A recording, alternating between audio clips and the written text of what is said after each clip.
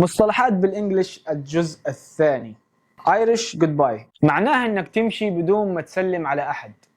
He just disappeared from the party. He pulled an Irish goodbye. اختفى من الحفلة فجأة من غير ما يقول لأحد. ثاني مصطلح معانا big shoes to fill معناها ترك فراغ كبير أو المسؤولية التي تركت كبيرة.